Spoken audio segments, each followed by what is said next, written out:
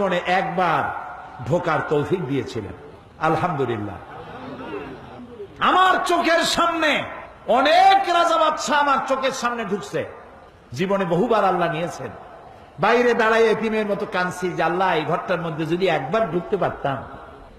Kuwait এবং ইরাকে যেবার যুদ্ধ বাঁধলো, সেই যুদ্ধের মীমাংসা বৈঠক আহ্বান করলেন বাদশাহ ফাহাদ।